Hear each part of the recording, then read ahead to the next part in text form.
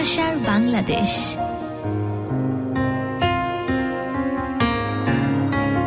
ভালোবাসার বাংলাদেশ।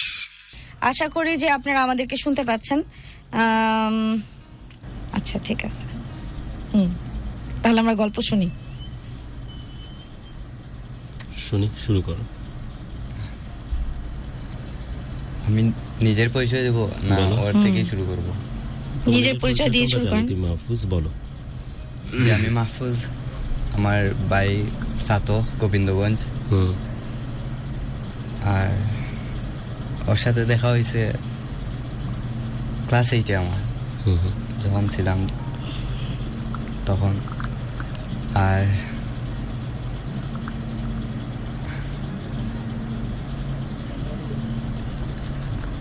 কি হচ্ছে?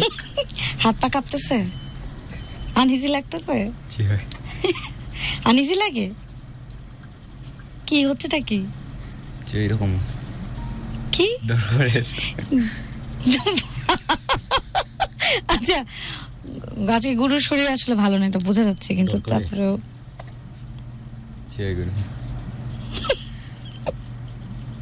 শুনি, অসুবিধা নেই, কোনো সমস্যা নেই, শুনি। তারপর ক্লাস 8-এ পরিচয়ের সাথে যে তারপর পারিবারিক সমস্যার কারণে আমরা সিলেট গেছিলাম। তোমার মুখে জি গুরু শুনতে অনেক ভালো লাগতেছে, কারণ মনে হচ্ছে জয় গুরু, তাই বলতেছে।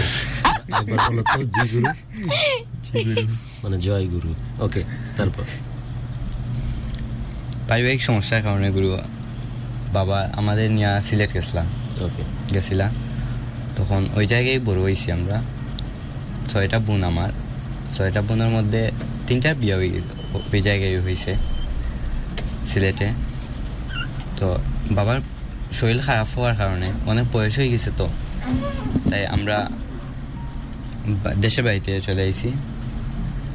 তো পড়ালেখাগুলো মাদ্রাসাতে করছিলাম, হিফজ ডিপার্টমেন্টও, মানে মাদ্রাসার জি কন্টিনিউ করতে পারছি না। হেফজ শেষ করনি? জি না। তো আমরা বাড়িতে আইসি, পড়ালেখা ছাড়িয়ে দিছিলাম, মাঝখানে পড়ালেখা ছাড়িয়ে দিছিলাম। তো বাড়িতে আইসি, আবার পরে দেখা গেছে যে আমার বয়সী যারা আছে তারা স্কুল কলেজে যার, অথচ আমি পড়ালেখা ছাড়িয়ে বেকার। তখন ফ্যামিলি থেকে কইছে যে তুমি যে কোনো কাজ করো, এখন আর পড়ালেখা করার কোনো দরকার নাই, তোমার বয়স গেছে, বয়স শেষ হয়ে গেছে পড়ালেখার। তো হাতের মধ্যে ফোন আছিল, হাতের ফোন বেচিয়া মানে বিক্রি করিয়া আর গিয়া স্কুলে ভর্তি হয়েছি। তো ওই জায়গায় ওর সাথে পরিচয় ক্লাস 8-এ। তো মেয়েটা প্রথম দিকে ছোটো আসলাম, তো আমরা অনেক ছোটো, ক্লাস 8-এ। তো এই বয়স হয়েছে না আমার। তো আমি তো ক্লাস 1-এ রং পেন্সিল চুরি করে দিতাম আমার গার্লফ্রেন্ডকে। ক্লাস 8 তো অনেক বড়। যাই হোক, মেয়ে আর যাই হোক, তোমার চোখের পাপড়িগুলো কি কখনো খেয়াল করছে? বলছে যে তোমার মতো এত সুন্দর চোখের পাপড়ি খুব কম দেখেছে, এই কথা বলছে কখনো কেউ বলেনি? চিনাগুলো তোমার যে চোখের, এটাকে কি বলে? পাপড়িতে বলে। এই পাপড়ি যে অদ্ভুত সুন্দর, কেউ বলেনি কখনো? চিনাও। আর 10টা মানুষের চাইতে চোখের পাপড়ি আলাদা তোমার, অনেক লম্বা। মেয়েরা বিশেষ করে কি যেন দেয়, আইল্যাশ না মাস্কারা, না যে পাপড়ি বড় করে, মাস্কারা দিয়ে পাপড়িটাকে বড় করে। আল্লাহ রাব্বুল আলামিন তোমাকে খুব সুন্দর যত্ন করে বানাইছে তোমার চোখ। যদিও চোখে এখন পানি দেখতেছি, এত অল্প বয়সে এত কষ্ট নিয়ে আসছো, বাট পাপড়িটা অসম্ভব সুন্দর। জন্মগতভাবে পাপড়ি তোমার অনেক লম্বা, বাঁকানো, যে কারণে তোমার চোখ দুটো দেখতে অনেক সুন্দর। He is very innocent. কেউ বলেনি কখনো? চিনাগুলো কোনো সময় হয়েছে না এরকম। তোর সাথে দেখা হয়েছে গুরু ক্লাস 8-এ। ছোটো ছিলাম, তো ওই রকম কোনো ফিলিংস হয়েছিল না প্রথম। তো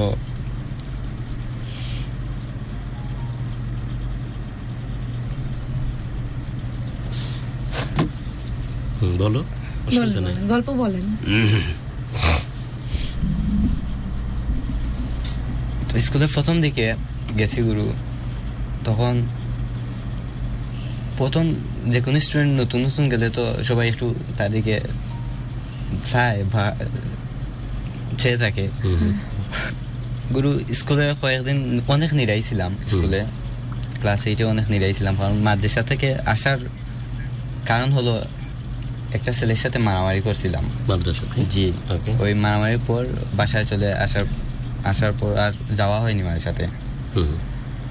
তো তাই জন্য স্কুলে অনেক নিরাইছিলাম আমি, নীরব প্রকৃতির। টিফিন টাইমেও ক্লাসে বসে বই পড়তাম। তো সবাই লাগতো আমার সাথে সবাই লাগতো, মানে ওই যে আছে না, একটা টিফিন টাইমে একটা ছেলে ক্লাসে বসে বই পড়তেছে, লাগাটাই তো স্বাভাবিক। তো ওর বাড়িটা আমার স্কুলে যেতে হলে ওর বাড়ির রাস্তা দিয়ে যেতে হতো। ওকে। তো আসার সময় ওর সাথেই আসতাম, তো অনেক স্পিডে হাঁটতাম, তো ও আমার সঙ্গ দেওয়ার জন্য দৌড় দিত, আমার সঙ্গে দৌড়িয়ে আমার সাথে আসতো বা আমার আগে যাওয়ার চেষ্টা করতো। তো এরকমই চলে যায় কয়েকটা দিন। পরে ওর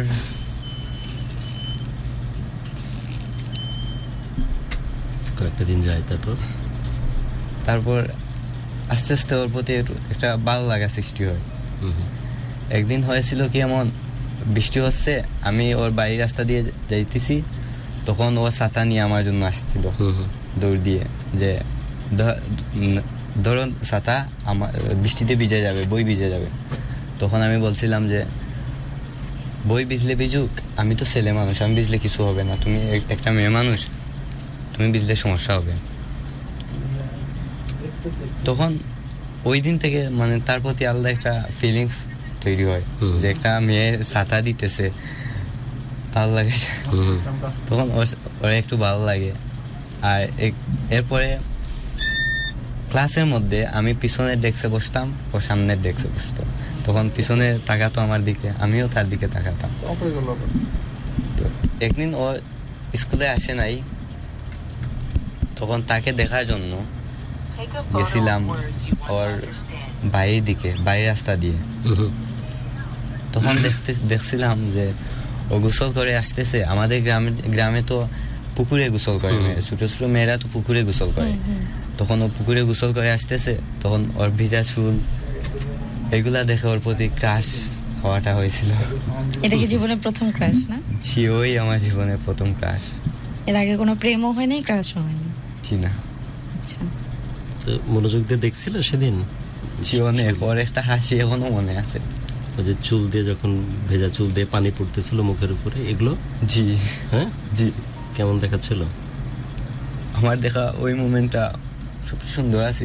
রোদের আলো পড়তেছিল মুখে তখন, নাকি ছায়া ছিল? না, ছায়া ছিল, গাছের ছায়া ছিল। চুলের ভেজা চুলের পানি পড়তেছে? জি, ওর পিছন সাইডটা ভিজা আছে, আর চুলগুলাও ভিজা আছে। একটা হাসি দিছিলাম আমার দিকটা, আমি তখন তার অতিক্রম করিয়া গেছি কি, তখন পিছিয়ে দিছাইয়া হাসি দিছিল, আমিও তার দিকে চাইছিলাম। High high high high high. ওইটা ছিল মানে তার প্রতি ভালো লাগা। সেদিনই প্রথম প্রেমে পড়লে আর? জি, তারে অনেকদিন খাওয়া হয়েছে, সে ওই দিন আমি তোমার প্রেমে পড়ছিলাম। এতদিন কেমন এই যে দেখাটা কেমন, মানে কতখানি মিষ্টি, কতখানি পবিত্র, কতখানি গুরুত্বপূর্ণ এটা? তুমি তো সবে তো বড় হচ্ছ, তুমি তো অনেক কিছু দেখেছো, তাই না? জি, অনেক জায়গায় গেছে এই বয়সে। জি। এই দৃশ্যটা কেন আলাদা, কেন অন্যরকম, কেন এত গুরুত্বপূর্ণ?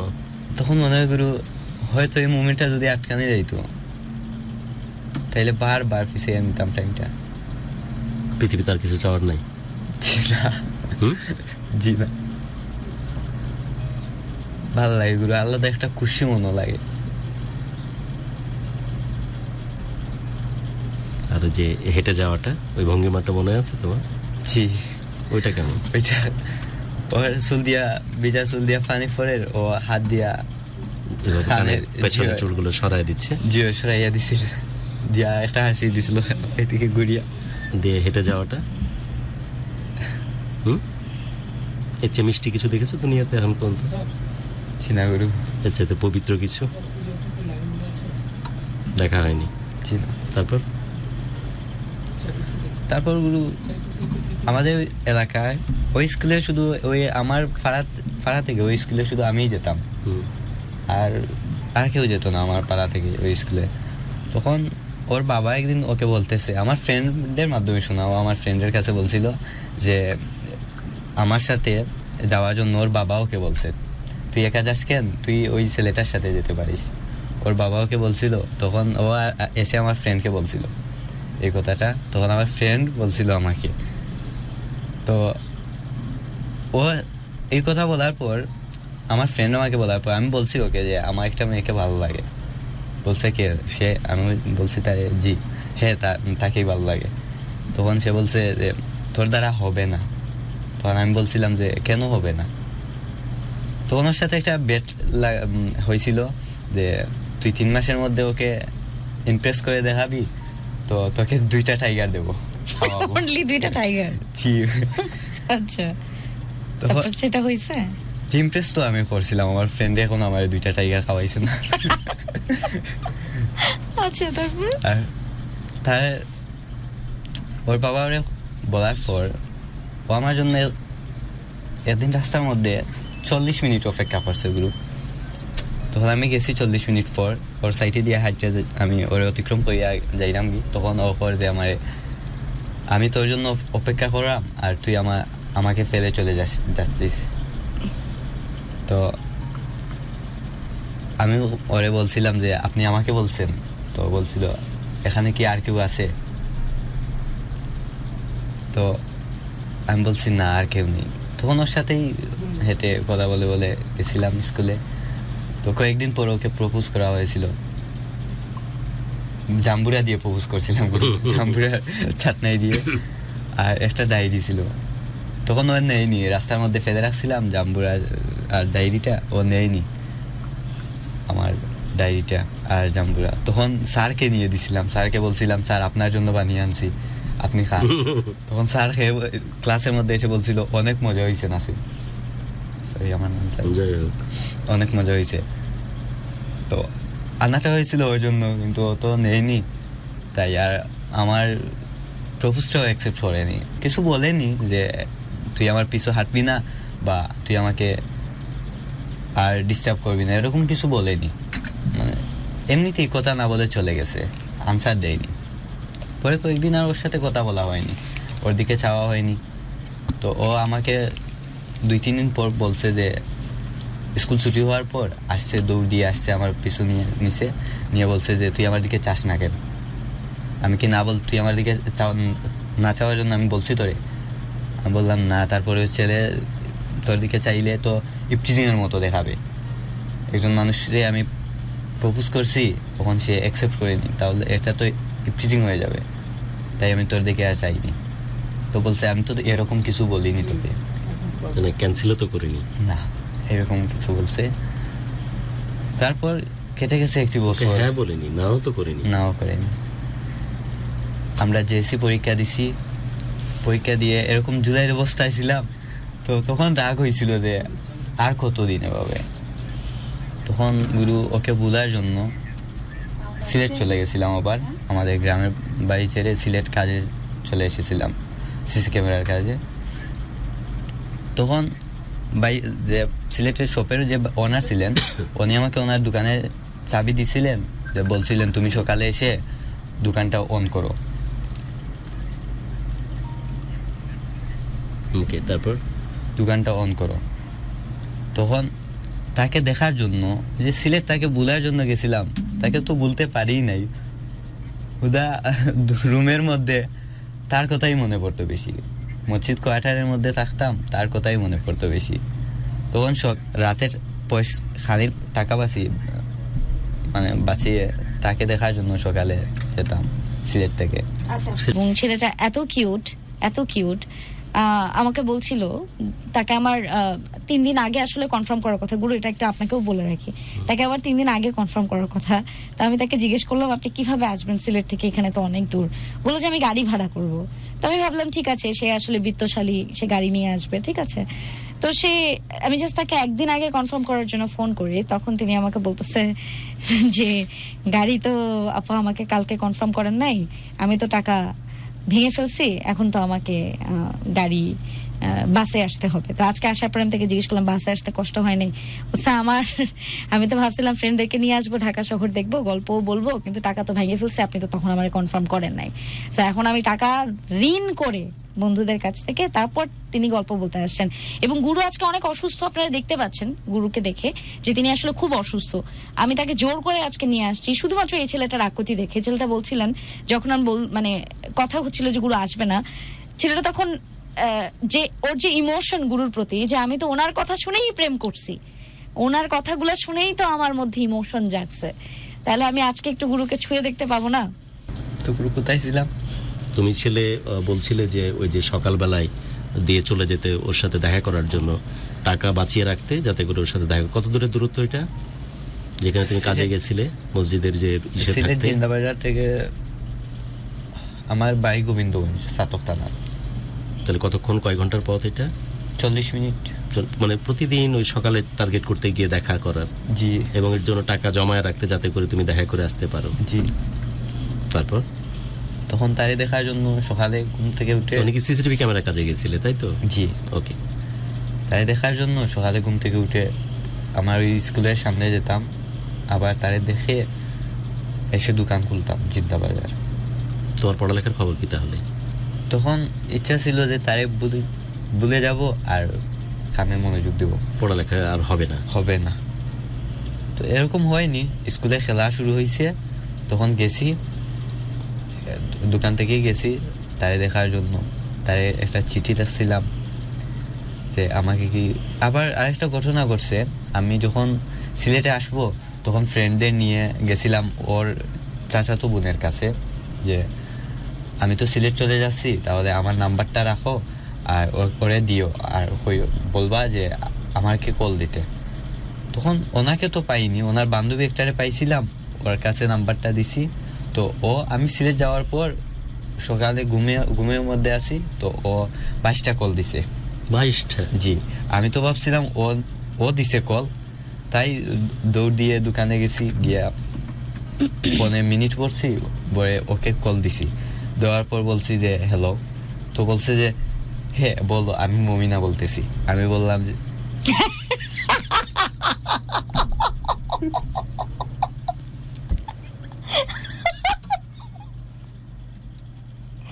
আচ্ছা, তারপরে কথা বললো, তারপর ফোনে কথা হলো, তারপরে ফোনে তো ও বলছে যে ফোনে কথা হওয়ার পর কি বললো? 22টা ফোন কল কেন দিয়েছিল? 22টা ফোন কল দিছে আর বলছে যে আমি তোমার যাকে পছন্দ করো সেই বলতেছি। তো আমি বললাম যে একটা বছর ওর সাথে লেখাপড়া করে এসেছি, ওর সাথে তো একটুও কথা বলছি, ওর গলার আওয়াজটা তো আমি চিনি, তুমি তো সে না। বলছে যে আমি সেই, তুমি বিশ্বাস করো। তখন এক পর্যায়ে বললাম যে তোমার যদি ফ্লেক্সি লাগে বা যা কিছুই লাগে না কেন আমাকে বলো, আমি দিয়ে দেবো। তারপরও তার সাথে আমাকে একটাবার কথা বলার সুযোগ করে দাও। ও বলছে যে না, আমিই সে। তখন ওরে গাইল দিছি, এরপরে আর কখনো কল দেয় নাই। তো গুরু আবার আগে জায়গাটায় আসি। তো স্কুলে খেলা শুরু হয়েছে, তখন গেছি ওর কাছে। যাওয়ার পর ওরে একটা চিঠি দিছি, তো সেটা তো নেয়নি, ও একটু দূর ছিল, তো আমাকে পায়ের জুতা খুলে মানে খুদাইছিল যে তোর জুতা দিয়ে মারবো। তাই নাকি? জি। তখন ও ছোট ছিল, হয়তো কিছু বুঝতো না। তখন ও হাফ প্যান্ট আর গেঞ্জি পরতো, ওই কতটা ছোট ছিল। তখন আমি আর কিছু মনে করি না, আমি ওই দিন চলে গেছি সিলেটে আবার। তো ডেইলি আসতাম। তো এভাবে যাওয়ার পর কয়েকদিন যাওয়ার পর 2020 সালে করোনা আসলো। তো তখন তো সব কিছু লকডাউন হয়ে গেল, আমি আবার বাড়িতে চলে গেছি। তখন স্কুলে গিয়ে আবার ভর্তি হয়েছি, ওর জন্যই ভর্তি হয়েছি যে ওরে দেখবো আর পড়াশোনাও করবো। জি। তখন বাবা অসুস্থ হয়ে পড়লেন, করোনা হলো বাবার, ওসমানে ভর্তি ছিলাম। এটা অনেক পরের ঘটনা। আচ্ছা, এর আগে একটা রমজান গেছে, মাঝখানে একটা রমজান গেছে। তখন রমজানে আমি বাড়িতে আসছি, তখন ওর সাথে প্রেম হয়েছে আমার। আমি ভাবিকে দিয়ে কল দিছিলাম যে ভাবি ওর একটা কল দাও, আমি তো দিতে পারবো না, আমার মা ধরবে ফোনটা। তখন মাকে বলছিলেন উনি যে আমি ওর ফ্রেন্ড হই, তাহলে ওকে দেন, আমি ওর সাথে কথা বলবো। তখন ওর মা ওর কাছে ফোনটা দিছিলেন, তো ওর কাছে পরিচয় দিছেন যে আমি তো তার ভাবি হই, তুমি কি তার সাথে কথা বলবা? তখন সে বলছিল যে না, আমি ওর সাথে কথা বলবো না, ও কি ভালো আছে? তখন উনি বলছিলেন হ্যাঁ ভালো আছে, এই বলেই ও ওই দিন কলটা কেটে দেয়। তো কেটে যায় আরো কয়েকটা দিন। তারপর একদিন হঠাৎ SMS করে আমাকে যে কি করায় বা ভালো আছো, এগুলা SMS করে। মোহাম্মদ জাবিদ লিখেছেন, তারে আইলে শুদ্ধ ভাষা শিখানি লাগবো। কি বন্ধু নাকি? জি, ওইটা আমার ফ্রেন্ডই। আরেকজন লিখছে, মামা নার্ভাস ওই গেছইন। আচ্ছা, তারপর ও SMS করছিল আমারে যে কি করো, ভালো আছো, এইগুলাই। পরে ওর SMS দেখে বাড়িতে দৌড় দিছিলাম যে টাকা নিয়ে ফ্লেক্সি করতে হইব, ওরে রিপ্লাই দিতে হইব না। তো গেছি দোকানে, গেছি গিয়া ফ্লেক্সি করছি, ওরে রিপ্লাই দিছি হ্যাঁ ভালো আছি। তো আস্তে ধীরে ওই মাসটাই, রমজান মাসটাই আমাদের প্রেম শুরু হয়। ওইটা হবে 2020 সালের রমজান হয়তো। হ্যাঁ, 2020 সালের রমজান। 19-এ তো JSC দিছি, 20-এর রমজান। তখন ওর সাথে কথা হয়, ডেইলি রাত কথা হইতো। তো প্রথম গিফট দিছিল ও আমারে, ডাক দিছিল ওর বাড়ির পাশে, যাওয়ার পর বলছিল যে দেখা করতে। তো গেছিলাম ওই দিন, ঈদের দিন ছিল। যাওয়ার পর গুরু কয়েকটা টাইগার দিছে, টাইগার ড্রিঙ্কস। জি, টাইগার ড্রিঙ্কস। আর দিছিল একটা পান দিছিল। পানটা খাইছেন? আপনাদের সিলেটি পান তো অন্যরকম। তারপর বলো। তারপর ওর প্রথম হাত ছোঁয়াটা বলা হয়নি গুরু। হ্যাঁ, বলো। ওইটা বেশি, এর থেকে বেশি।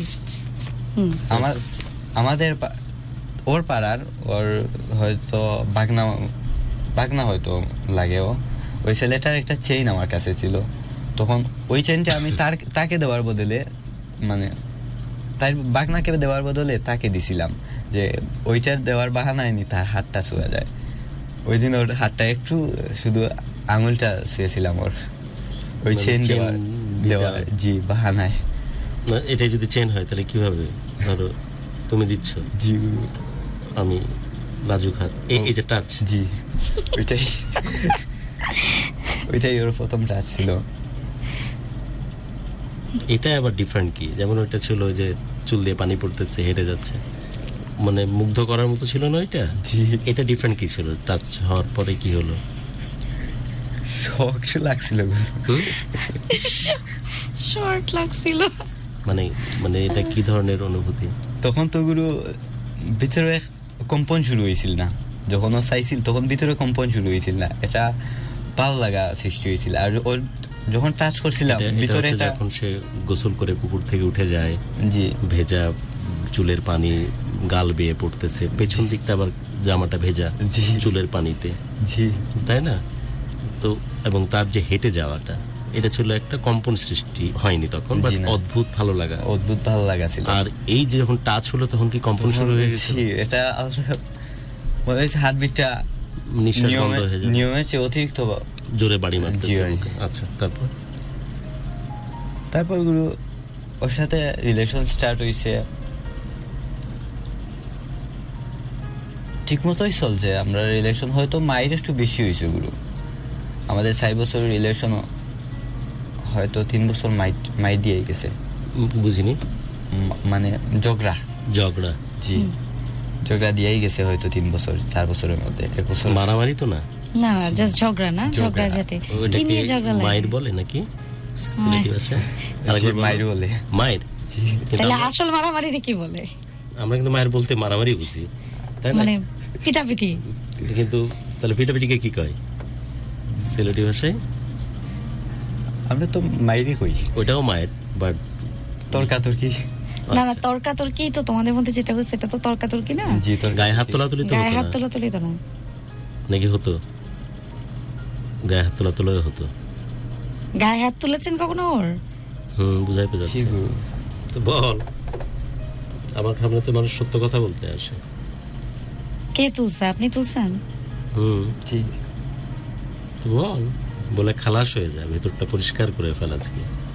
কিন্তু একটা শুদ্ধ মানুষে দেখ তার কাছে ফিরে আবার যাইতে পারিস কিনা, নাহলে অপরাধ বোধ সারা জীবন তোরে পড়াবে। আমার তো জীবনে এরকম কোনো মানুষকে পাইনি স্যাড ফাইল জমা দেওয়ার মতো, যার কাছে এসে আমার ভেতরে সব পাপ আমি স্বীকার করব, আর আমি পরের দিন পরিষ্কার একটা মানুষের নতুন ভাবে হাঁটতে পারবো। এই সুযোগ তো আমার নাই। তোর যদি আমার গুরু মনে করিস, আমি একটা ফালতু মানুষ, আমি নিজেও জানি, আল্লাহ জানে, আমিও জানি যে আমার মতো ফালতু দুনিয়াতে নাই। কিন্তু তুই তো মনে মনে আমাকে ভরসা করে ফেলেছিস, যে মানুষটাকে বিশ্বাস করা যায়, এই মানুষটাকে আমি শ্রদ্ধা করি, তা আমার কাছে ওপেন করে ফেল। তারপর কলেজে যদি জোর থাকে, সব ওপেন করার পর তার কাছে গিয়ে সারেন্ডার কর। ঠিক আছে না? এমনই তো হওয়া উচিত। ওকে, মায়ের মানে সত্যি মারামারি করতে এবং তুই গায়ে হাত তুলতে, এই তো? জি গুরু। Okay, তারপর? গায়ে হাত তুলছি আমি। এবার যাই তাহলে, ওই মারামারি চলতো। ওকে, তারপর 3 বছর এরকমই কাটছে। তারপর কি কি বিষয় না একটা বড় ঘটনা শুনি তো মারামারির, যেটা করাটা কোনোভাবে উচিত হয়নি, পরবর্তীতার জন্য সবসময় কষ্ট হয়। এই যে বলার সাথে সাথে চোখ দিয়ে পানি পড়লো, তার মানে এমন বড় একটা ঘটনা তো অবশ্যই আছে অনেক ঘটনার মধ্যে। কি একটা ঘটনা শুনি বলো তো? ওর সাথে মারামারি করার কারণ গুরু, একটা বড় ঘটনা যেদিন তোমার করাটা একেবারেই উচিত হয়নি, যেটা তোমার মনে পড়লে খুব অপরাধবোধ কাজ হয়, সেটা কোনটা? অনেকদিনই তো করেছো, বাট একটা ঘটনা বলো। আমি চাই গুরু, ওরে দেখলেই গুরু ওর পিছু নিতে মন চায়, নাও নিজরে আটকানো যায় না। তখন যখন ওর পিছু নেই, তখন ও আমারে বলে যে তুই আমার পিছু কেন নিস, আমার মানুষ দেখবে, আমাকে খারাপ বলবে, আমার বাপ ভাইয়ের মানে বাবা ভাই সবার একটা ইজ্জত কথা তো আছে। সত্য, ও তো মেয়ে মানুষ, ও তো বেজ্জত হবে। তখন গুরু আমার তো উঠনি বয়সের মন গুরু, এখনো এই বয়স হয়েছে না বুঝায়, কন্ট্রোল করতে মন চাই না। জি না। কি করতে তখন? একদিনের ঘটনা বলো। ওর পিছুই নিতাম, নিতে গিয়ে তারপর কি হলো? তো ও ভীষণভাবে ইগনোর করতো বা অনেক বেশি গাইল দিত গুরু, ক্ষুধা দিত যে তুই আমার পিছু নিবে না, মানে তোর সাথে আমার কিছু নাই, শেষ করে এই নাই, মানে শেষ করে দিত সম্পর্কটা। তোর রাগের বসে একদিন ওরে মারছিলাম। কি হাত দিয়ে? জি। কিভাবে? আমি থাপ্পড় মারছিলাম। থাপ্পড় রাস্তার উপরেই? জি না, কলেজের। লোকজন দেখেনি? বন্ধু বান্ধবরা তো দেখছে। গুরু মাহফুজ, তোর এর একটা সমস্যা আছে, আমি শোন, তুই যতটুকু নিষ্পাপ দেখতে আর নিষ্পাপ তোর কথাবার্তার ধরন, পাশাপাশি তোর মধ্যে একটা প্রবলেমও আছে। তো তোর মধ্যে যে একটা হিরোইজম আছে না, প্রত্যেক পুরুষের মধ্যে থাকে, হিরোইজম দেখানোর একটা টেন্ডেন্সি আছে। এটার জন্য দায়ী তুই না, কারণ তুই এত বেশি ছোটবেলা থেকে, মানে এত বেশি তোকে ছোট করে রাখছে বিভিন্ন সময়। যেমন হেফজো থেকে তোর রিজেক্টেড হয়ে যাওয়া, তারপর পড়ালেখা তোর একদম বন্ধ হয়ে যাওয়া, মোবাইল বিক্রি করে স্কুলে ঢোকা। তো তুই নিজেকে বারবার প্রমাণ করতে চাস যে তুই ধ্বংস হয়ে যাওয়া কোনো জিনিস না, তুই ধরা কোনো পাতা না যে উড়ে যাস। এটা দেখানোরও একটা টেন্ডেন্সি তোর আশপাশের মানুষজনকে থাকে, তোর বন্ধু বান্ধবকে দেখানো যে না আমি দেখ আমি অমুক। এটা কি আছে তোর মধ্যে? এগুলো শো অফ করতে গিয়েও অনেক সময় তুই তোর এই এত ভালোবাসিস যে মেয়েটাকে, সেই মেয়েটাকে তুই অপদস্থ করেছিস মানুষকে দেখানোর জন্য হলেও। যেটা এককালীন করা উচিত সেটা 10 গুণ বেশি করেছিস, সেটা শো অফ করার জন্য, যাতে সবার কাছে তোর একটা চোখে মুখে গুরুত্ব থাকে, যে গুরুত্বটা আগে তোকে কেউ দিত না। তুই সবার কাছে অবহেলিত ছিলি, ইভেন বাড়ির লোকজনও চায়নি তুই পড়ালেখা কর। সেই জায়গাতে তুই যে গুরুত্বপূর্ণ এটা প্রমাণ করার জন্য এই কাজগুলো বেশি বেশি করে করতে, এটা কি ঠিক না বেঠিক? জি গুরু। তাহলে কেমন হলো ব্যাপারটা? তোর তো উল্টাটা হওয়া উচিত ছিল মাহফুজ, যে তুই আরো কষ্টটা ভয় বেশি করে বুঝবি, যে একজন মানুষকে যদি কেউ এড়িয়ে যায়, অ্যাভয়েড করে, ওকে যদি পাত্তা না দেয়, তাহলে কত কষ্ট হয়, তার বুকের মধ্যে কত জ্বলনি হয়, সে জ্বলনি তো নিয়েই তুই বড় হয়েছিস ছোটবেলা থেকে, রাইট? আর তুই নিজেকে শো অফ করার জন্য নিজে অনেক বাঘা, এটা প্রমাণ করতে গিয়ে মেয়েটাকে অপদস্থ করতেছিস, এটা কেমন হলো তাইলে? তোর আর তার প্রবলেম শুধু তা কিন্তু ছিল না, সে তোকে ইগনোর করছে তা কিন্তু, আবার দেখানোরও তোর একটা টেন্ডেন্সি ছিল মানুষজনের সামনে হিরোইজম হিসেবে দেখানোর জন্য, স্পেশালি বন্ধুদের সামনে, ঠিক না? তাহলে এটা খুব বাজে জিনিস। আমি এত ডিটেলসে গেলাম প্রোগ্রামের মাঝখানে, কারণ জিনিসটা খুবই বাজে জিনিস। তোরা তার সমস্যার জন্য একটা ঘটনা ঘটাইছে, সেটা অন্যায়, সেটা একটা জিনিস। আর মানুষের কাছে বোঝানোর জন্য যে আমি দেখো আমি অমুক হ্যারাম, এটার জন্য সিনক্রেট করিস, সেটা কিন্তু আরো বাজে জিনিস। আমি কি ক্লিয়ার করতে পারছি আমার কথা? শুনি তারপর। রেগুলার করার কারণ গুরু, একটা সময় আছে যখন ও আমার জন্য কান্না করতো, ও মনে করে গুরু আমি ওরে অবহেলা করছি। যখন এই সম্পর্কটা শুরু হয়েছিল গুরু, তখন আর্থিক দিক দিয়ে আমি অনেক স্টুডেন্ট ছিলাম তো, আর বাপ মা চাইনি যে তুমি পড়ালেখা করো, তারা চাইছে যে আমরা শুনেছি তুমি কাজ করো। তখন তারা আমার কোনো পকেট খরচ দিছে না গুরু, তো ফোনের এমবি পড়ার যাইতো না গুরু।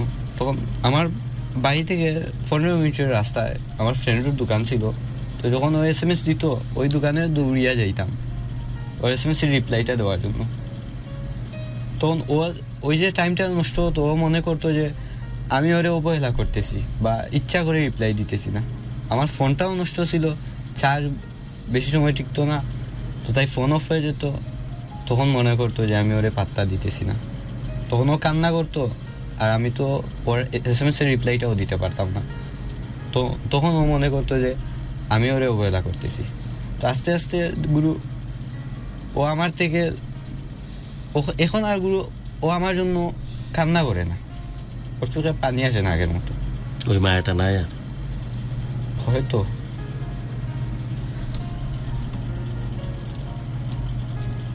কেমনে কমে গেল এই মায়া? কি কারণ বলে তোমার মনে হয়? ও তো বলে গুরু এই কারণটাই, আর ওরে অপমান করছি রাস্তাঘাটে, আমি গুরু ওর কাছে মাফ চাইতেছি, আমি করছি গুরু, অপমান করছি ওরে। তাহলে কি অবহেলা বলবে না? ওই যে টেক্সট করেছে, টেক্সটের অ্যান্সার দিতে 15 মিনিট দেরি হচ্ছে, সেটা অবহেলা না। রাস্তাঘাট অপদস্থ করা হচ্ছে, গায়ে হাত তোলা হচ্ছে দিনের পর দিন, এটাকে অবহেলা বলবে না তো কি বলবে? যত্ন করা মানুষের সামনে, আজ না হোক 5 বছর 7 বছর পর তোরা বিয়ে শাদী করবি, ওর ঘরে হয়তো তোর বাচ্চা জন্ম নেবে, তাহলে তুই রাস্তাঘাটে মানুষের সামনে অপমান করে এলে তাকে নিয়ে সংসার করবি কেমনে? তোর বইয়ের দাম না থাকতে পারে, তোর সন্তানের মায়ের মূল্য নাই? তাহলে হিরোইজম দেখাতে গিয়ে, বন্ধুদের সামনে বড় হতে গিয়ে একটা মেয়েকে ছোট করে ফেললি, এটাকে অবহেলা বলবে না তো কি বলবে? কি নাম দেয়া যায়? তুই দে একটা নাম। খুব নোংরা রকমের অবহেলা এটা। মোহাম্মদ জাবিদ লিখেছেন, ওর হাতটা দেখার অনুরোধ রইল। কেন, হাতে কি হয়েছে? কিছু হয় নাই। কাটছোস? না গুরু, হাত কাটা পাকাটা মানুষ কিন্তু আসলে দেখলে আমার গা হাত জ্বলে। তখন কি করছিস বলে দে। কি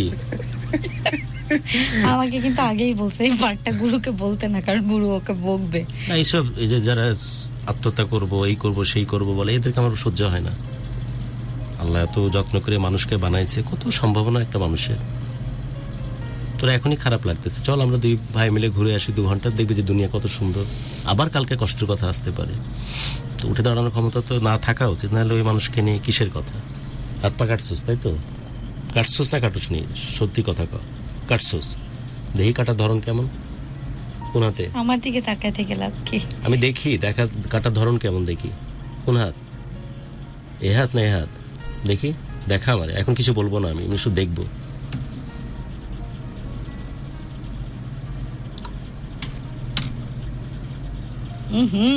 তুই বাইচে আছিস কেমনে? আল্লাহ, এত ভেন, এটা তো তোর ভেন এরকম হয়নি যে অসম্ভব রক্তাক্ত এরকম হয়ে যায়নি কোনোটাতে? হ্যাঁ, পরে কি হয়েছিল? ট্রিটমেন্ট নিয়েছিস না এমনি এমনি ঠিক হয়েছে? তাহলে তো বাঁচার কথা ছিল না, না হলে কে নিয়ে গেছিল সেলাই দিতে? বন্ধুরা। তো মরে যেতি তো সেদিনই।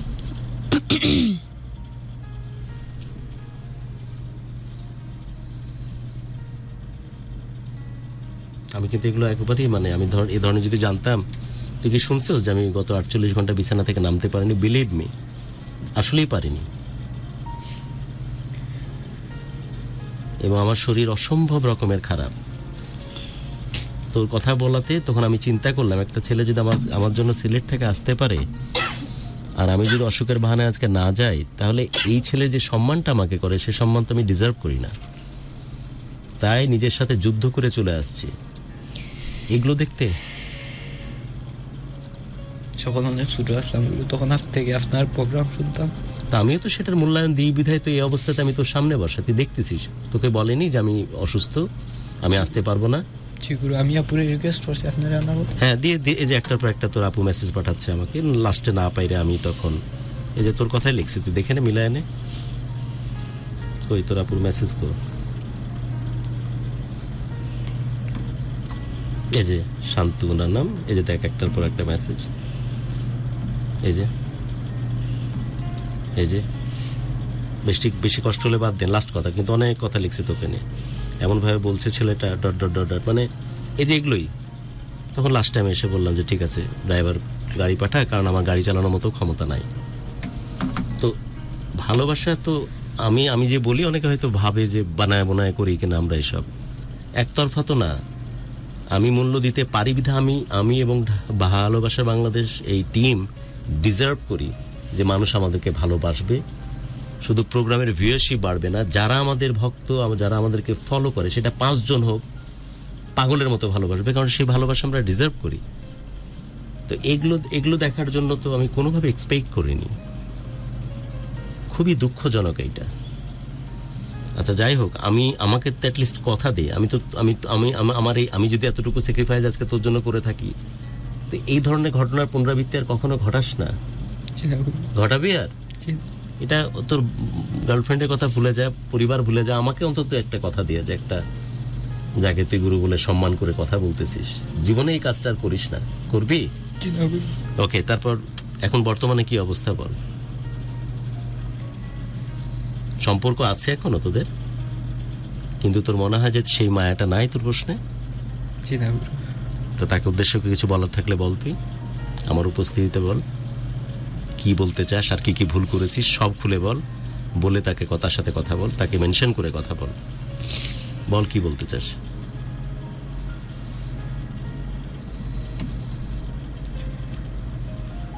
আমি জানি না তুমি শুনরাই কিনা, বলছো তো শুনবাই না, শুনতে না, কাটে দিছ পয়সা। বিশ্বাস করো, অনেক বেশি ভালোবাসি তোমারে।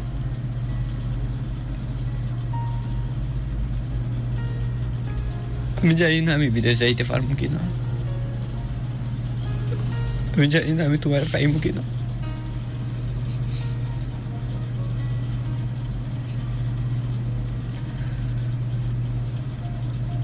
তবে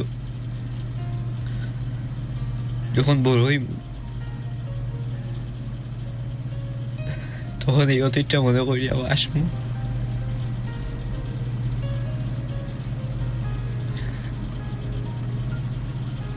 অনেক বেশি ভালোবাসি তোমারে, অনেক বেশি।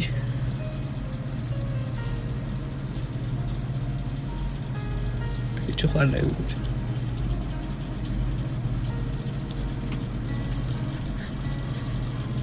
আর আমি তোকে একটা কথা দিয়ে রাখলাম, মেয়েটার বয়স যেহেতু অনেক কম, তুই বলছিলি হয়তো 5 বছর আরো সময় পাবি, 4-5 বছর আশা করা যায় যে তার বিয়ে হওয়া, অ্যাটলিস্ট তো 4-5 বছর সময় তুই পাবি না? চিন্তা করু কি এখনই কি বিয়ে শাদীর জন্য দেখতেছে নাকি তার? ওই রকমই বলছো। তা আমার মনে হয়, আচ্ছা তোর কি মনে হচ্ছে যে না মানে বিদেশে যাওয়ার একটা কথা বললো, এটা কি বিদেশে যেতে পারবেন কিনা, প্রবাবিলিটি কতটুকু, সম্ভাবনা কতটুকু? মানে এটা কি শর্ত দিয়ে দেয়া আছে? না সেইটা না, মানে তোর সম্ভাবনা কতটুকু রে যাওয়ার বাইরে? কাজ কি আগাইছে কিছু?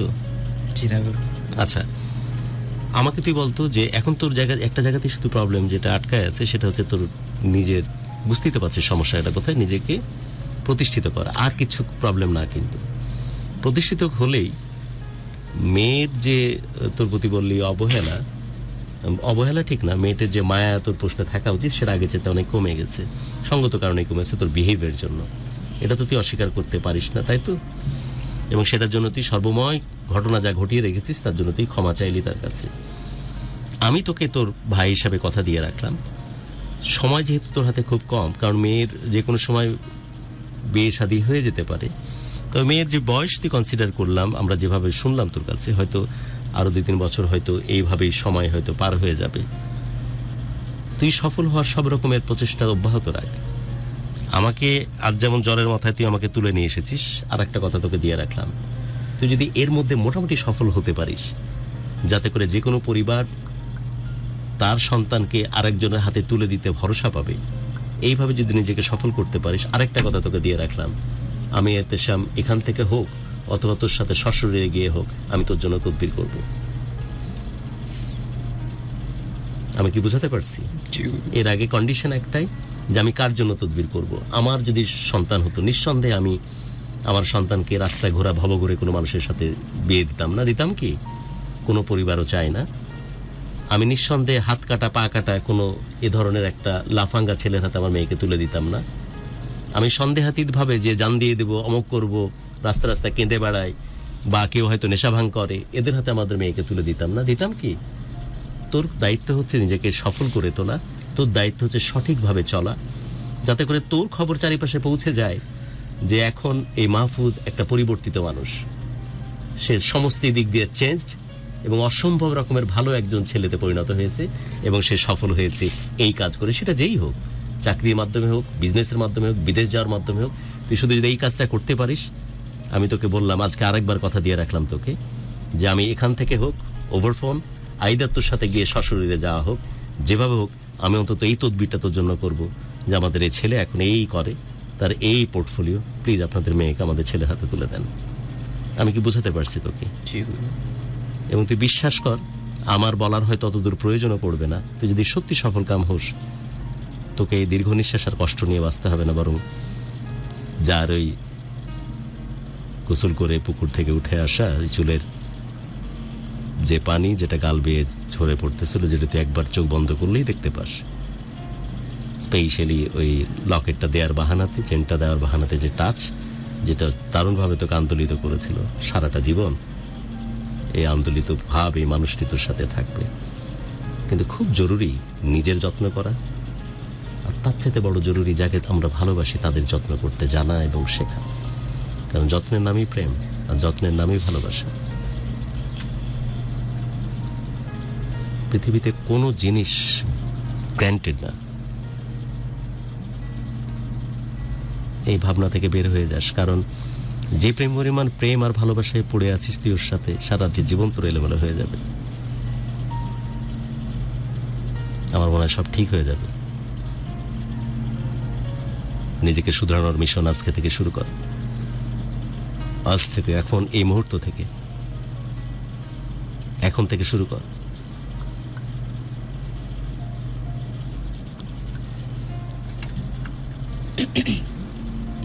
তোর পরিবর্তিত হওয়ার গল্প যেন সবাই তোর হয়ে মানুষের ওদের কাছে পৌঁছে দেয়। তুই যে একজন বদলে যাওয়া মাহফুজ এখন, সেই খবরটা যেন সবসময় তাদের কাছে পৌঁছে যায়।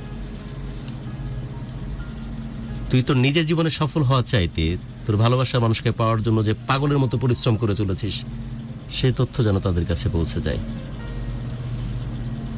তোর হাতে সময় কিন্তু খুব কম,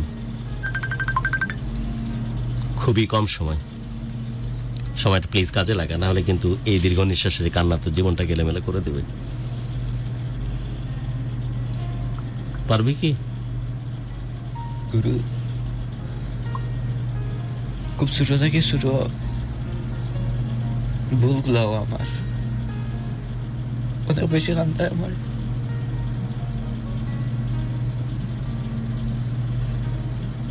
রাগের বসে অনেক কিছু করছি, ওর সাথে অনেক খারাপ বিয়ে করছি।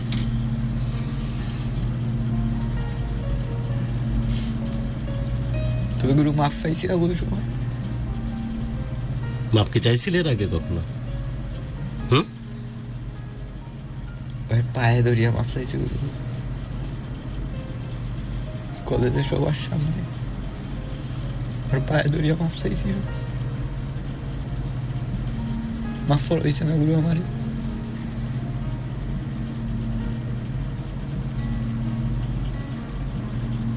কতবার ভুল করে মাফ চেয়েছিলেন? ওটা কততম ভুলের মাফ ছিল? হিসাব নাই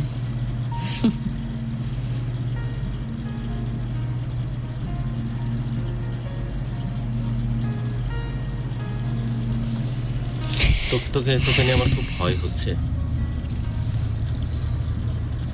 অসম্ভব ভয় কাজ করতেছে আমার নিজেরই। দেখ, এটা আমার একটা ইন্টিউশন কাজ করতেছে যে তুই সত্যি যদি সফল হওয়ার জন্য যুদ্ধ শুরু করিস, 2 বছর যথেষ্ট সময়, এত অল্প বয়সেও তুই ঘুরে দাঁড়াতে পারবি। তুই যদি সফল হওয়ার মিশনে নামিস, 2 বছরের মধ্যে সব দিক দিয়ে নিজেকে ভালো করার মতো ক্ষমতা তুই রাখিস। কিন্তু তোর পেছনে যে তেড়া ঘাটটা আছে আর নিজের আবেগকে কন্ট্রোল করতে না পারার যে ক্ষমতা, এটা তোকে ভাসিয়ে নিয়ে যাবে। আমি 2 জন মাহফুজকে খুব শীঘ্রই দেখতে পাচ্ছি। একজন হচ্ছে খুব সফল, বউ বাচ্চা নিয়ে ভালো আছে, এই তোর ভালোবাসা মানুষকে নিয়ে। আর একটা হচ্ছে যে তুই ফুললি অ্যাডিক্টেড, মানুষের পায়ে পায়ে বাড়ি খাচ্ছিস, মানুষ ঘৃণা ভরে তোর নাম উচ্চারণ করতেছে। এটারও সম্ভাবনা খুবই মারাত্মক। এবং দ্বিতীয়টার সম্ভাবনা দিকে তুই আগায় যাচ্ছিস, কারণ এই ছেলেগুলো, এই মেয়েগুলো, এরা কখনোই ঘুরে দাঁড়াতে পারে না যারা নিজেদের আবেগ কন্ট্রোল করতে জানে না, এবং কখন থামতে হয় সেই জিনিসটা কখনোই বুঝে না। এটা সম্ভাবনা খুবই মারাত্মক তোর। আমার আফসোস হচ্ছে যে তোর মতো একটা ট্যালেন্টেড ছেলে, এই কারণে বলবো যে তুই যদি ভেতরে ভেতরে একটা গাট ফিলিং নিয়ে নিস যে আমি এটা করবো, এটা করার মতো ক্ষমতা সবার থাকে না, তোর আছে। কিন্তু ভেরি আনফর্চুনেট যে তুই মেলা দিন এই জিনিসটার উপর স্টে করতে পারিস না। তোর আবেগ কন্ট্রোল করার কোনো পথে একবার ধাবিত হয়ে গেলে সেখান থেকে কীভাবে ফিরে আসতে হয় সেই জিনিসটার বড় বেশি অভাব তোর। ভয় হচ্ছে তোকে নিয়ে আমার খুব। তোর জেদ, তোর রাগ, তোর এসব ইমোশন তোকে হারিয়ে না ফেলে। খুব হাই টাইমের মধ্যে আছিস মাহফুজ। আজ এখন এই মুহূর্তে, কাল পর্যন্ত, এখন এই মুহূর্তে যদি আটকায় না ফেলতে পারিস, আমার আফসোস হবে যে তোর মতো একটা ছেলেকে নিয়ে প্রোগ্রাম করছিলাম, এবং তোর বন্ধু বান্ধবের মাধ্যমে আমার কাছে হয়তো খবর আসবে যে ছেলেটা শেষ হয়ে গেছে।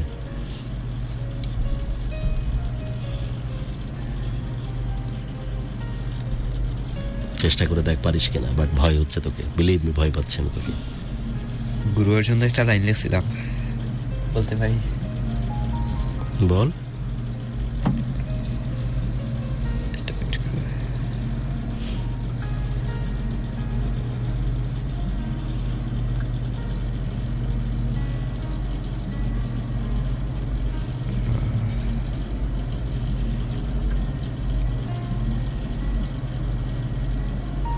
আমি ওর উদ্দেশ্য করি এইটা, এই দায়িত্বগুলো হইতে চাই। বল, যেটা তুই হতে চাস। ভয়ঙ্কর ভয়ঙ্কর সুন্দর ছিল সেই অতীত, মুগ্ধতায় ছোঁয়া সেই প্রতিটা সেকেন্ড। আজ তৃপ্তি নিঃশ্বাসের মধ্যবর্তী স্থানে তোর ডায়মন্ড সেই প্রাচীর দাঁড় করে দিয়েছে, যেটা অতিক্রম করা হয়তো আর কখনো হয়ে উঠবে না, হয়তো আর কখনো তুমি সেটা অতিক্রম করবে না।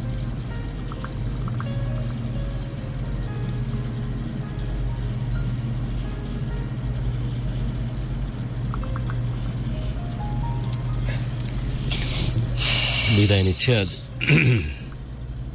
বাট সত্যি তোকে আমার ভয় পাচ্ছি আমি। আমার ভয় হচ্ছে তোকে নিয়ে। এরকম কোন দিন কাউকে আমি বলেছি কিনা জানি না, বাট তোকে নিয়ে আমার সত্যি ভীতি কাজ করতেছে। ঘুরে দাঁড়াস, আমাকে ছুঁয়ে তুই কথা দিলি যে চেষ্টা করবি নিজেকে কন্ট্রোল করতে, চেষ্টা করবি কখন কোথায় নিজেকে থামাতে হয় সেই জিনিসটা চেষ্টায় থাকবে তোর। এই ধরনের যে কাজগুলো তুই করতি, এ ধরনের কাজ কখনো করবি না, এগুলো আমাকে কথা তুই দিয়েছিস। আর একটা জিনিস, ওই মেয়েকে পাওয়ার জন্য এই যে রাত জেগে ধর এফোর্ট দিয়ে কাব্য লেখা, বা আমার প্রোগ্রামে এসে তার জন্য হাজারি করা, অথবা বিভিন্ন বন্ধু বান্ধব বা পরিচিত জনের মাধ্যমে তাকে ইমোশনালি সে যেন তোকে কাছে ফিরে আসে চেষ্টা করা, এর চাইতে খুব সহজ এবং সঠিক পথ হচ্ছে নিজেকে দাঁড় করানো, নিজেকে স্ট্যাবলিশ করার জন্য ফোকাস কর। এই প্রয়োজন, এই সময়গুলো এইসব ব্যাপারে ব্যবহার না করে এই পারপাজে সময় দে, আর শেষবারের মতো তার কাছে একটু সময় চেয়ে নে।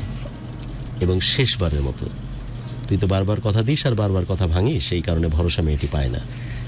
তো শেষবারের মতো একবার শেষ সুযোগ ওর কাছ থেকে নিয়ে নে, আর যদি পারিস তারপরে ঘুরে দাঁড়ানোর চেষ্টা কর। আইদার যেভাবে সুন্দর করে সম্পর্কটা ছিল ঠিক ওইভাবে সুন্দর করে মেয়েটাকে ছেড়ে দে, কারণ তোর এলোমেলো জীবনের সাথে মেয়েটাকে জড়িয়ে রেখে মেয়েটার জীবনটাও অভিশপ্ত করে তুলিস না। এটার নাম ভালোবাসা না। ভালোবেসে যত্ন করে ভালোবাসার মানুষকে ভালো রাখতে হয়, আইদার ভালোভাবে ছেড়ে দিতে হয়। বুঝছস তো? জি গুরু, আমি আরো হয়েছি। ওকে, তাহলে বিদায় নি।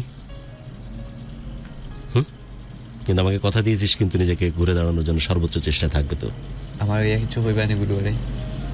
ওকে, ওকে বলবো। ওকে বলার আমার একটাই, যে আমি যে স্বপ্ন দেখতেছি এই ছেলেটিকে নিয়ে, সে যদি সত্যি ঘুরে দাঁড়ায়, সত্যি যদি সে সফল কাম হয়, তাহলে তার জন্য অপেক্ষা করো।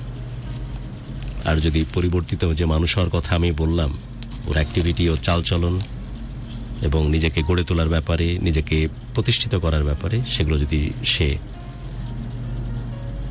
মেনটেন করতে না পারে, কারণ অনেক কমন ফ্রেন্ড আছে তোমার এবং তাদের মাধ্যমে সঠিক খবর তুমি তো পেয়েই যাবা, তাহলে ওর কাছে আর কখনো ফিরে এসো না, কারণ ওর সাথে তখন তুমি ভালো থাকতে পারবে না। আর সত্যি যদি সে ঘুরে দাঁড়ায়, সত্যি যদি সফল কাম হয়, বারবার কথা দিয়ে বারবার কথা ভাঙা না, সত্যি যদি কথা রাখতে পারে, তাহলে তোমরা দুজন যেভাবে ভালোবাসছো এভাবে ভালোবেসে ভালো থেকো। এই ওকে, বিদায় নিচ্ছি আজ। সবার জন্য অনেক অনেক দোয়া। আমরা আসলেই প্রেম ভালোবাসা এই ব্যাপারগুলোকে ওইভাবে পেট্রোনাইজ করি না। আপনাদের সন্তর্পণে একটা জিনিসগুলো খেয়াল করতে হবে। আমি কিন্তু সবসময় বিবাহোত্তর সম্পর্ক নিয়েই কিন্তু কথা বলি, যেখানে বৈবাহিক সম্পর্ক, দেন একটা ইনস্টিটিউশনাল রিলেশনশিপ, তখন সেগুলোকে আমি পেট্রোনাইজ করি। আবার প্রেমে যখন উলটপালট হয়ে যায় মানুষ, তখন সেভাবে কিভাবে কন্ট্রোল করা যায় সেই কথা বলি। কিন্তু আমার কিন্তু প্রেমকে সরাসরি পেট্রোনাইজ করা, এই কথা বলতে গেলে কিন্তু আমি নিজেও দ্বিধান্বিত হই। অসম্ভব আস্তিক একজন মানুষ আমি হয়তো নামাজ পাচক ওইভাবে হয়ে ওঠে না, এবং ভিতর ভিতর অসম্ভব রকমের কনজারভেটিভ মানুষও আমি। সো লাভগুরু নামে বা যে নামে আপনারা আমাকে ডাকেন, আমি কিন্তু খুবই সন্তর্পণে এই কথাগুলো বলার চেষ্টা করি। হয়তো অনেক সময় আপনাদের মনে হয়ে যেতে পারে যে আমি মনে হয় পুতু পুতু প্রেমের এই ব্যাপারগুলোকে পেট্রোনাইজ করি। বিষয় আদতে কিন্তু তা না। আমি কিন্তু ভেতর থেকে জিনিসগুলোকে ওইভাবে সাপোর্টিভ খুব বেশি তা কিন্তু না। বৈবাহিক সম্পর্কের পরে যে প্রেমের সম্পর্ক, সেগুলোকে আমি খুব গভীরভাবে খুব সুন্দর করে বলার চেষ্টা করি। বা বিবাহ বহির্ভূত যে প্রেম আর ভালোবাসা, সেটা যেন ভালো একটা সম্পর্কের ভিতর দিয়ে যায়, তার মধ্যে যেন নোংরামি না চলে আসে, সেটা নিয়ে কথা বলি। মানে আমি খুব সতর্ক থাকি এই জায়গাগুলোতে, কারণ এগুলো নিয়ে যখন বেশি কথা বলি আমি, তখন আমার ধর্মের সাথে কিছুটা সাংঘর্ষিক মনে হয় এই জিনিসটা। এজন্য খুব সতর্ক থাকি এই জায়গাতে। সো প্রেম ভালোবাসা অনেক স্বর্গীয় একটি অনুভূতি, সেটা আমাদের কারণে যেন কলুষিত না হয়ে যায়। আমরা প্রেম ভালোবাসাকে যেভাবে দেখতে পছন্দ করি বা দেখতে চাই, সেভাবেই যেন প্রেম ভালোবাসা আমাদের সাথে থাকে। আইদার প্রেমের নামে যা বিষবস্প চলতেছে চারিদিকে, প্রেমের প্রতি মানুষের আস্থা হারিয়ে যাবে, ভালোবাসা নামক জিনিসটা কলঙ্কিত হয়ে পড়বে। সবার জন্য অনেক অনেক দোয়া, স্পেশালি আমার এই ছোট ভাইয়ের জন্য প্রচণ্ড রকমের দোয়া। কারণ এই মাঝামাঝি পজিশনে থাকবে না, হয় ভালো কিছু হবে আর না হয় ধ্বংস হয়ে যাবে। আমার সাথে কাটানো এই 1-2 ঘন্টার জন্য আমার আফসোস থাকবে যদি শুনি কখনো যে মাহফুজ ভালো নাই। তার উল্টাটাও হইতে পারে, আমাকে যেহেতু কথা দিয়েছে যে সে ঘুরে দাঁড়াবে। কোনটা হবে মাহফুজ? তোর ভালোবাসা মানুষের জন্য হলেও অথবা আমার জন্য হলেও ঘুরে দাঁড়াবে। চাইলেই তুই পারিস, সেটা আমার বিশ্বাস, বাট তুই আদৌ চাইবি কিনা আর কোথায় থামতে হয় সেটা তুই জানিস কিনা।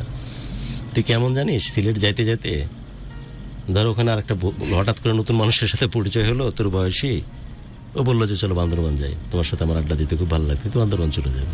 তুই হচ্ছে সৈমাল, ওখানে গিয়ে চাকমা টাকমা ওদের সাথে কিছুদিন আড্ডা টাড্ডা দিয়ে ওখানে আবার বানায় যে পানির মতো একটা বানায় ওরা, ওইটা খেয়ে 5 দিন পড়ে থাকলে আবার 6 দিনের দিন ব্যাক চলে আসলি। তোর এই প্রবাবিলিটি আছে। ও সারা গুরু কোনো সময় দিলা যাওয়া হয়েছে না।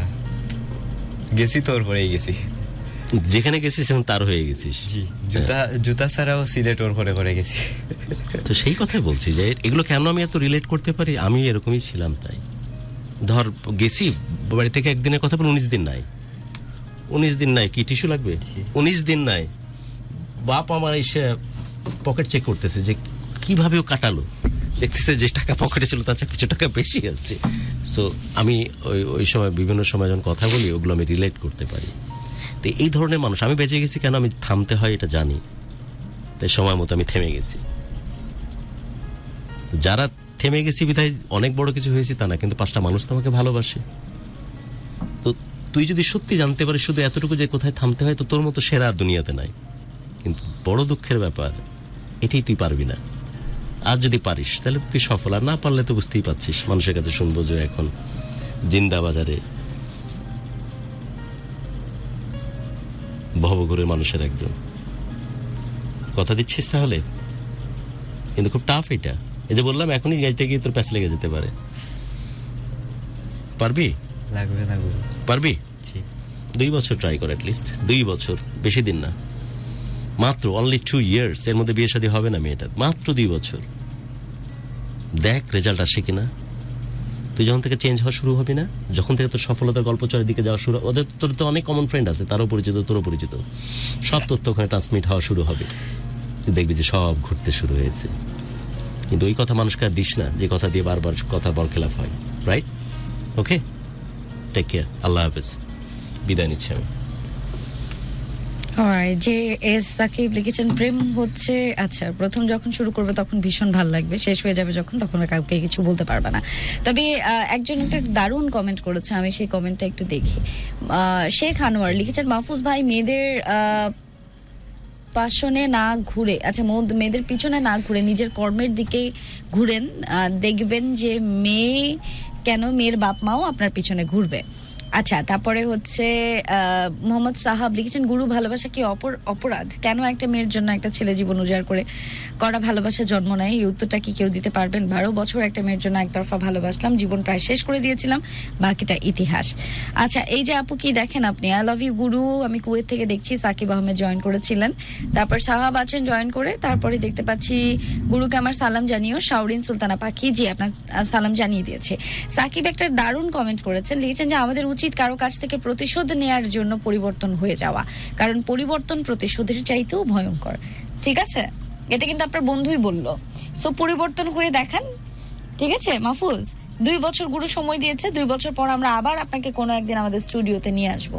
2 বছর আগের মাহফুজ এবং 2 বছরের পরের মাহফুজ কতটা ম্যাচিওরড, কতটা গোছানো, কতটা পরিপক্ক, সেটা আমরা আমাদের ভিউয়ার্সদেরকে দেখাবো।